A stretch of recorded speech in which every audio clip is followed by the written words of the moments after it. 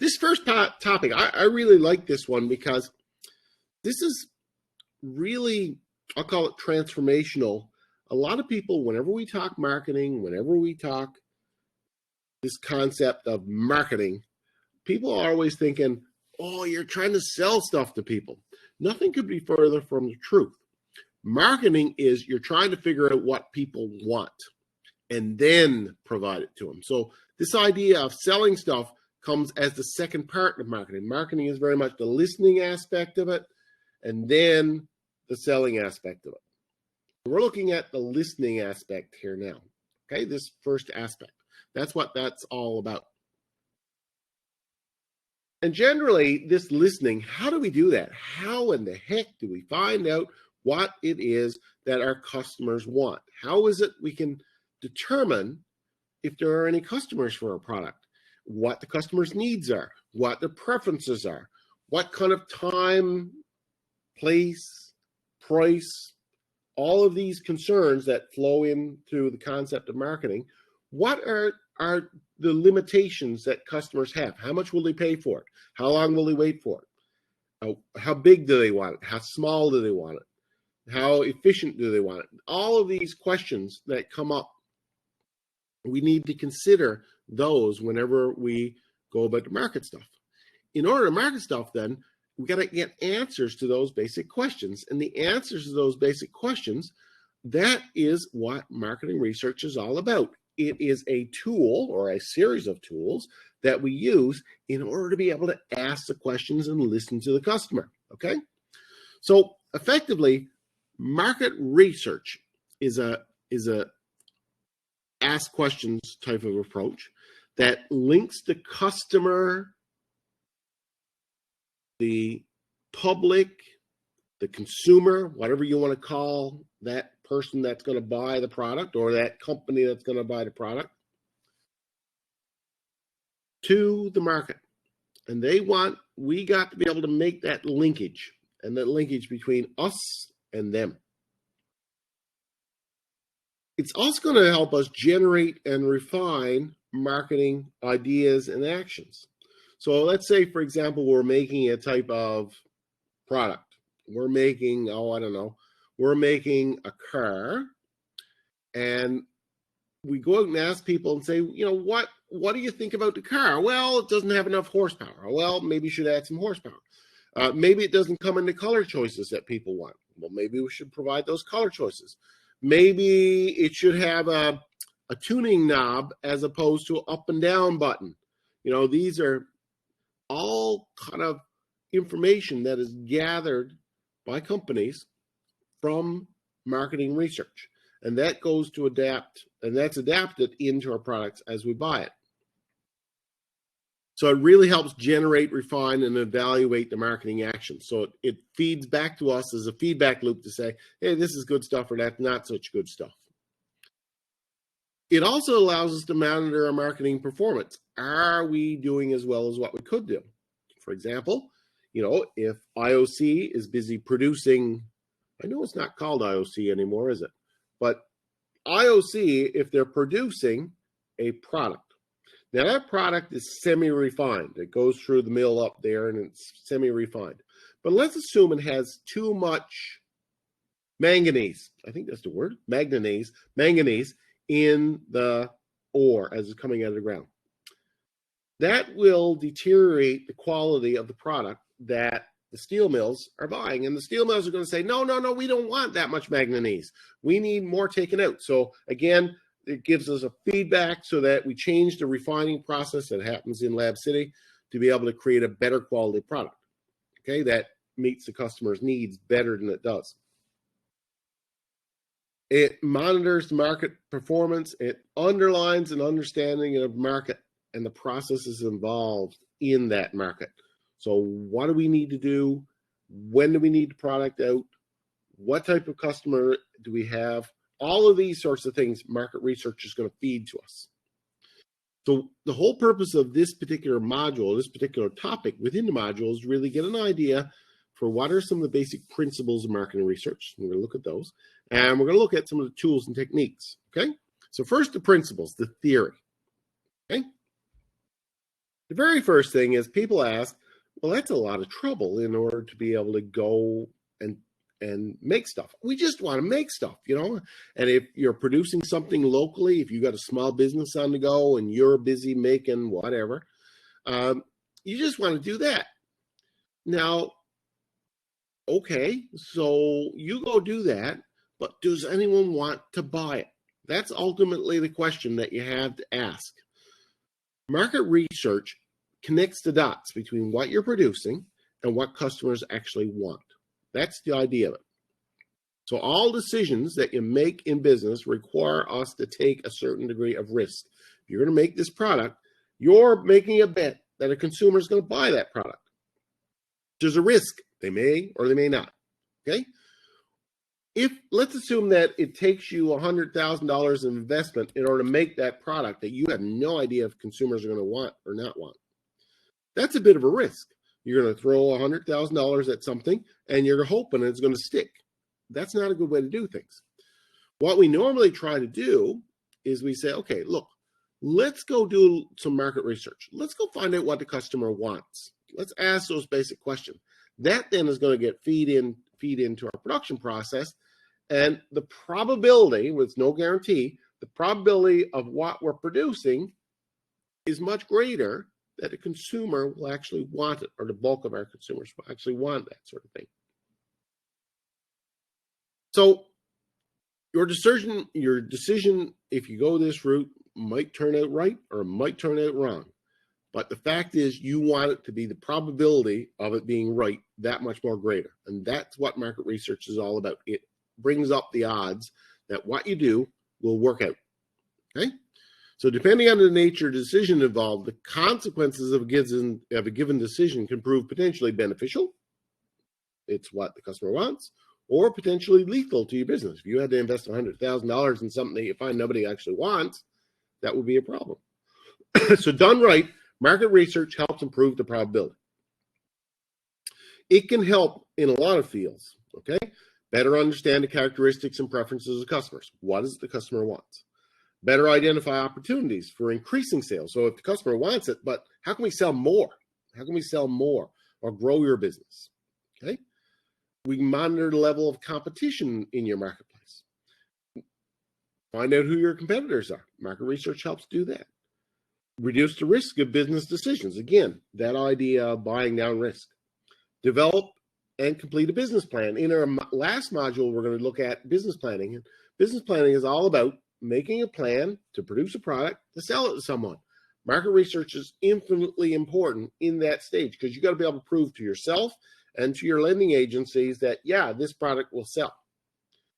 And we have established business thinking about making significant changes. So if you got a product that you want to change, this helps more than likely change it. When I was young, back in 1987, there was a big event that happened then. Coca-Cola changed the flavor of their pop. First time ever. So they came out with the new Coke. They had done a lot of research, or so they said. They brought out this product, and it was thoroughly rejected by people. It was a flop. And within 6 months, the old Coke was back. That was one of the biggest snafus in business history of poor market research. They didn't basically ask the customer what do they want or what do they not want. Coca-Cola lost a lot of market share to Pepsi from that, and they never really came back from it. So some of the common situations you might call on market research for could be an advertising campaign. You know, you want to have an idea what do customers want to hear in an advertising campaign. You might want market research for how much should you increase production or stock levels. Or if you want to increase or bring in new product lines. So if you've got a new product or service. So market research helps you do all of those things with, at the same time, lowering down risk of doing those, because you got newness in each of these. And as you know, new is always risky. So what do we need to know? Well, so when conducting research, there's some questions that you might want to ask and might want to get answered. And those questions are really coming from two sources. The first source is called primary research. Primary research is questions that you ask directly of someone that you go out and find the answers to. It's an expensive and a more difficult form of research because you got to go ask people, you got to write it down, you got to do the legwork on it. But it's most important and most valuable because you're asking the customer directly. Another type of research that you can draw down is something called secondary research. Secondary research is really copying off stuff that already exists, okay? So you go and look and say, oh, yeah, this other company did a similar research, or government did some research, and I can use that basic data. So, you can go to Statistics Canada, for example, and find out, there's this many people living in Labrador City, or there's this many people living in Chamberlains, or there's this many people living in Clarenville, and say, oh, yeah, that's a big enough market. Okay, that's secondary data. Regardless if it's primary data, stuff that you collect directly from your potential customers, or secondary data, stuff that you use from someone else, or you could have been stuff you collected a long time ago, but the fact of the matter is it's not directly related to what you're doing now. Regardless if it's primary or secondary data that you're pulling down, you're going to be able to find out some basic things. Who's the customer? Is there a demand for the product or service? Who are your competitors? Who are your specific customers? And you want to find out, who are the most valuable customers? Who are the least valuable customers? So you're really putting a fine edge on who are the best customers. And how should you price your products? How should you promote your products? These sorts of things. So getting that primary and secondary data is so important in order to be able to ask those basic questions. So how do you do that? How do you do that? Well, generally, secondary data is pretty easy. This is the stuff that already exists. Google is a wonderful tool to be able to find secondary data.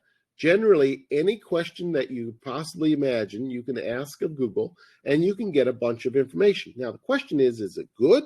Is it old? Is it relevant? You need to decide that as you pull it down. You need to be able to look at it critically and say, is this good information? But Google and the online sources of information are readily available out there, and you can go and do a lot of that. It's already available. It's cheap. It's easy.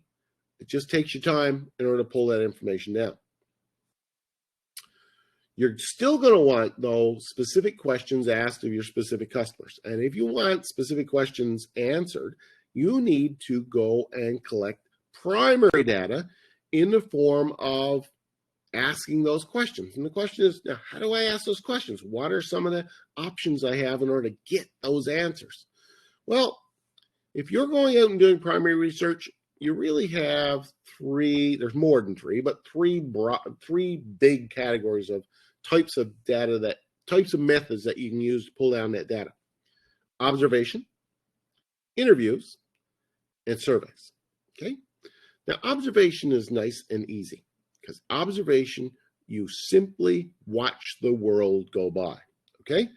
It requires you to use some methodology to collect it. So, for example, if you're watching traffic, okay, let's say you want to be able to put a Tim Hortons in on a road. Okay, you say, okay, I want to put a Tim Hortons in on this road right here. Is there enough traffic on this road? Well, observation, you sit there all day and you watch traffic go by and you count it.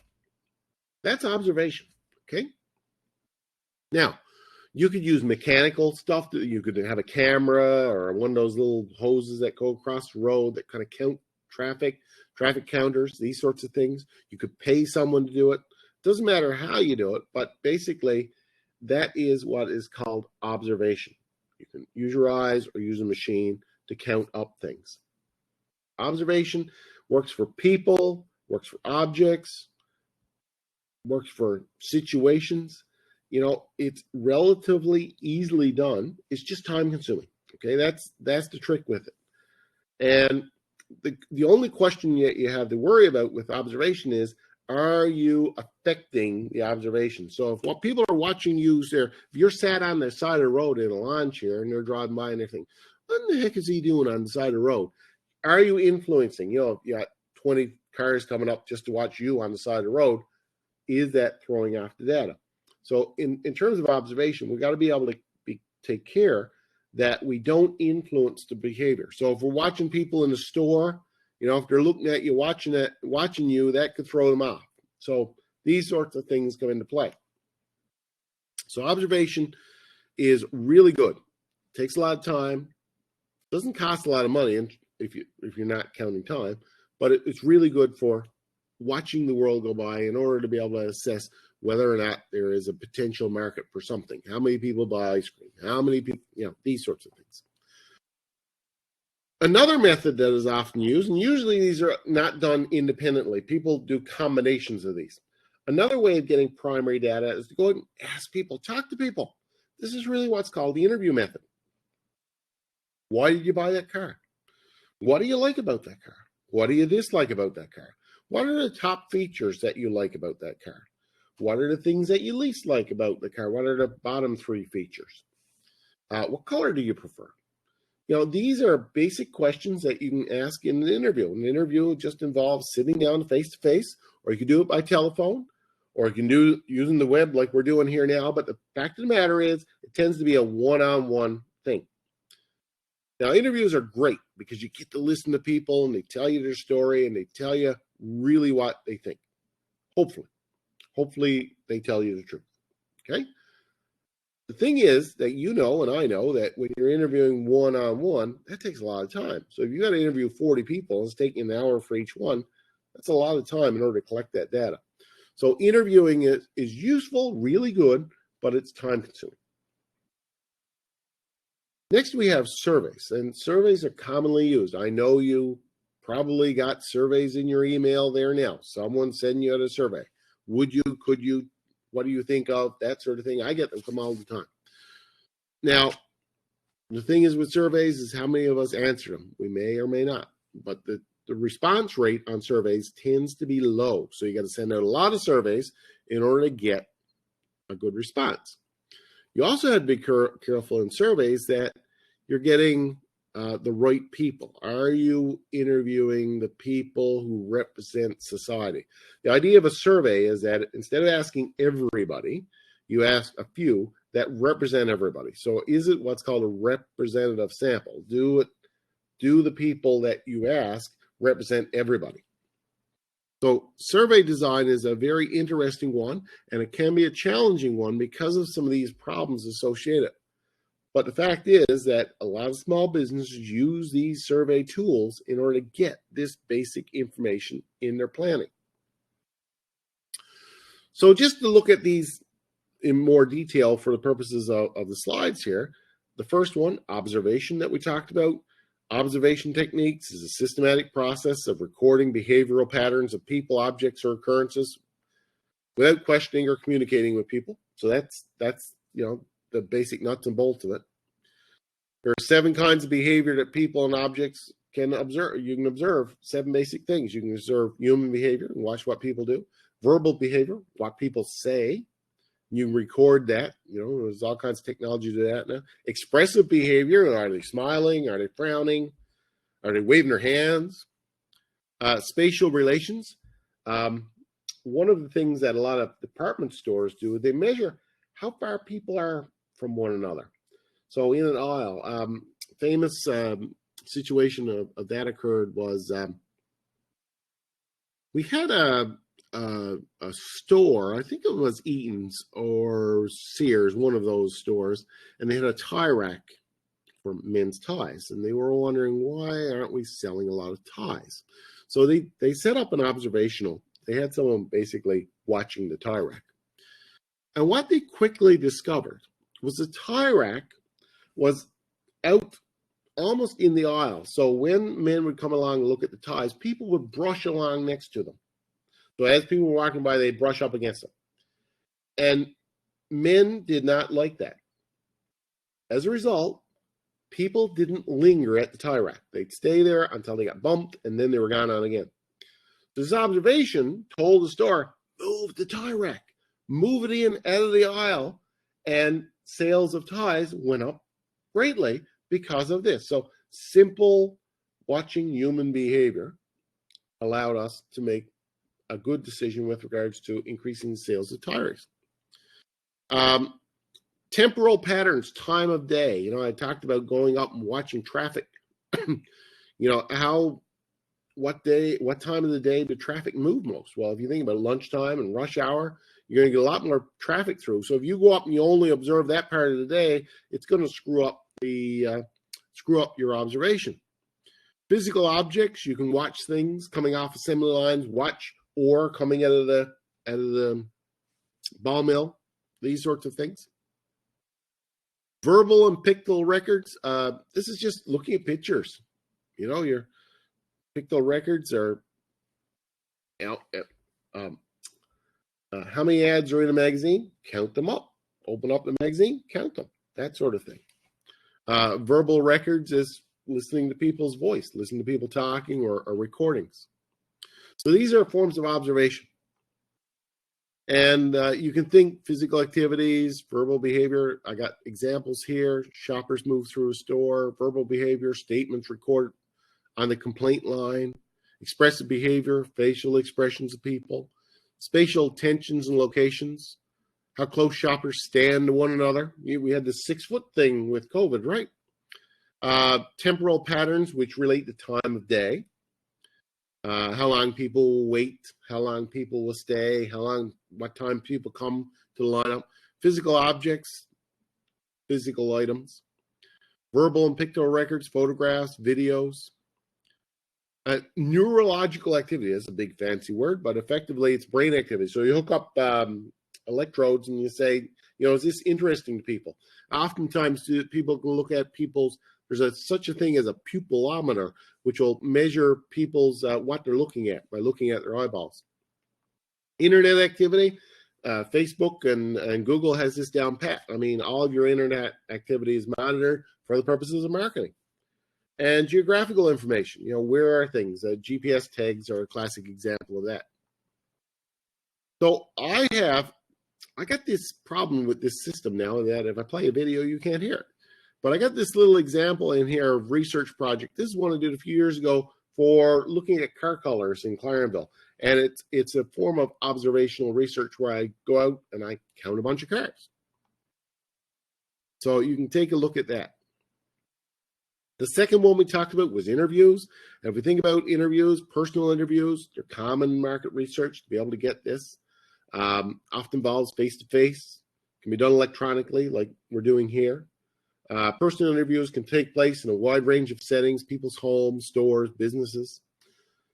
They're good in the sense that it gives you good feedback, gets the cooperation of the respondent, allows for probing questions, but they're bad in the fact that they cost expensive. It takes a lot of time and a lot of energy to go to people's homes. And there's a high potential for bias. You could interview someone and affect their answers by just the fact that you're there. And I got an internet interview example here in terms of a video to explain interviewing. The final one that we looked at was surveys. And I got a lot of information there with regards to what are some of the pros and negatives of surveys. If we look at surveys are most common. They're held up as probably the easiest thing to do.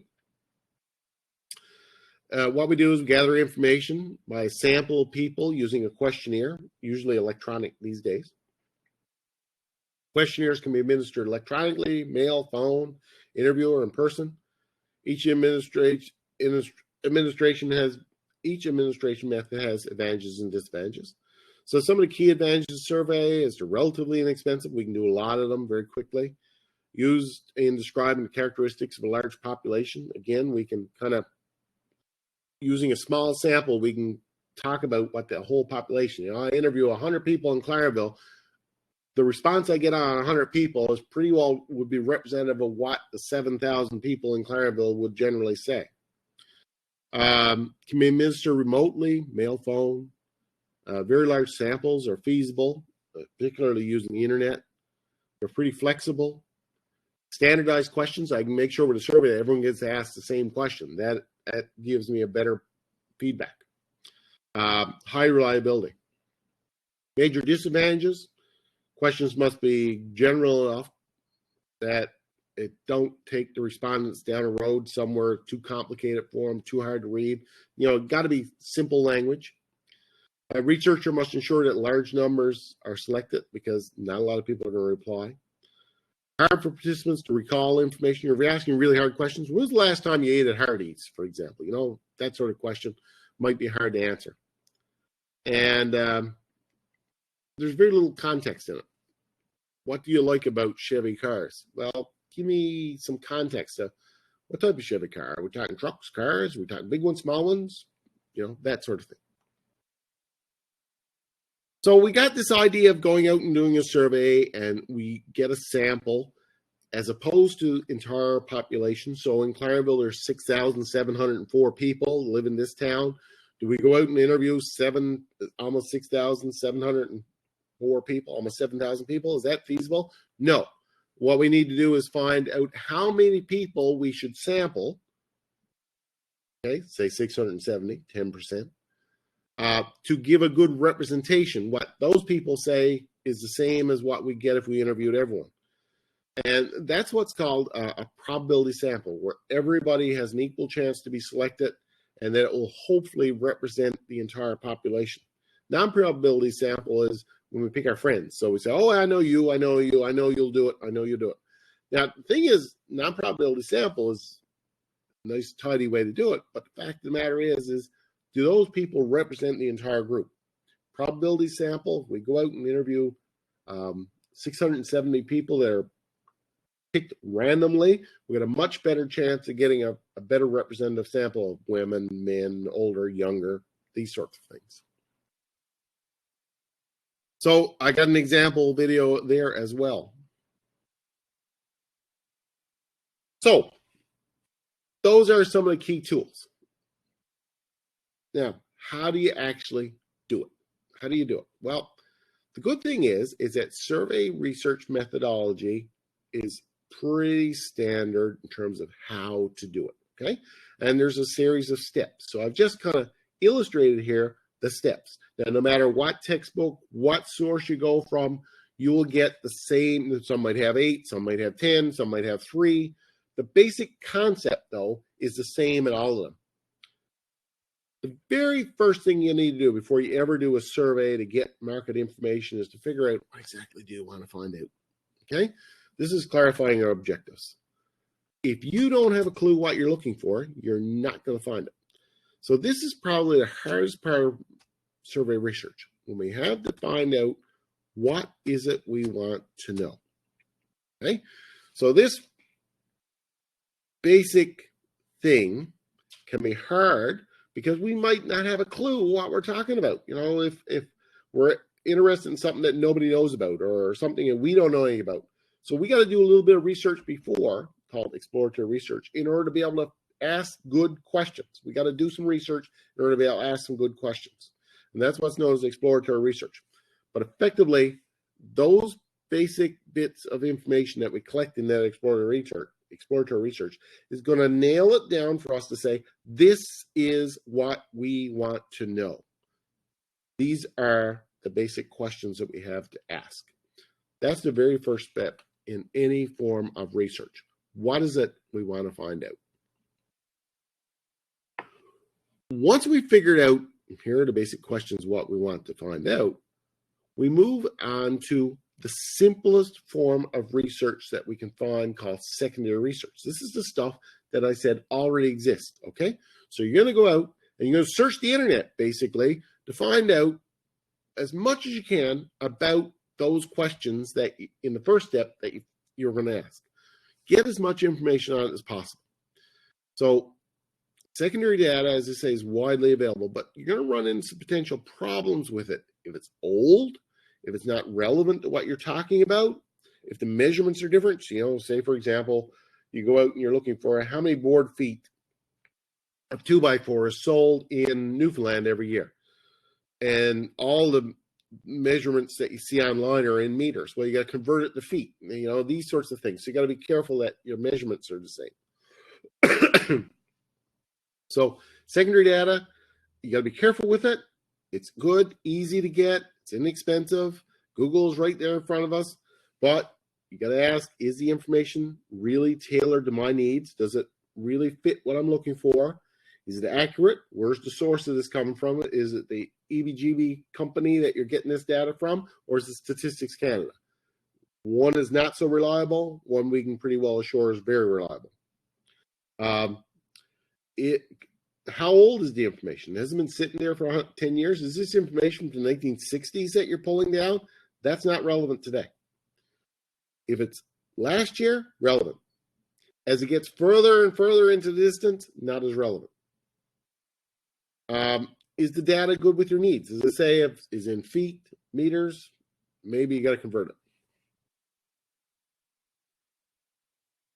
Once you got the secondary research done, basically you've gone out and done some Google searches, you're going to be able to ask some questions that are more pointed because you have a better understanding what the problem is now. You might have some of the answers.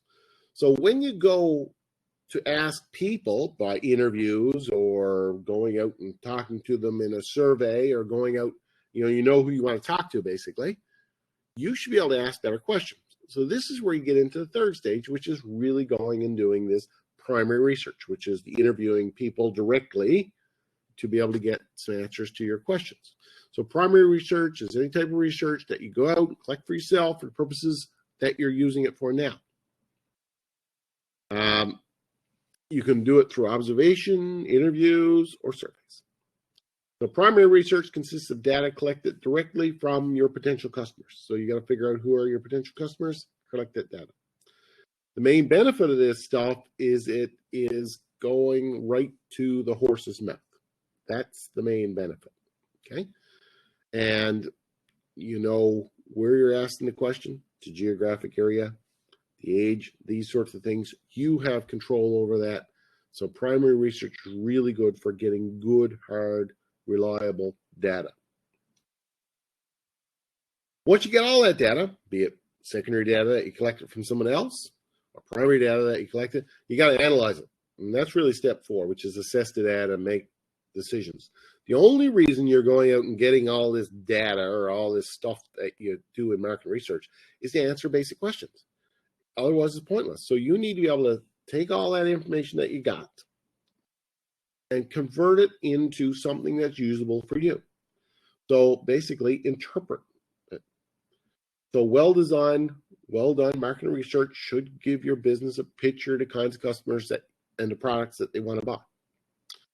So if a product and service is already available, it's going to give you a good sense of what the market is, who your competitors are, these sorts of things.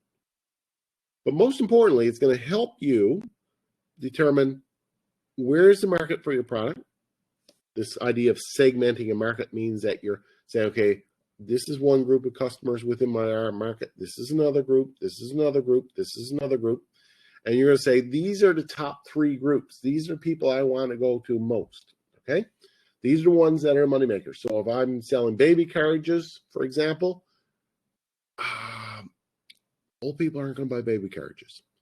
People who are of childbearing age, that's your target market. That's who you want to sell baby carriages to. No sense in selling it and using that market, the old people, if they're never going to buy those products. So we got to be able to figure out where markets are and then figure out the ones that are the ones that will make the most money, the targeting.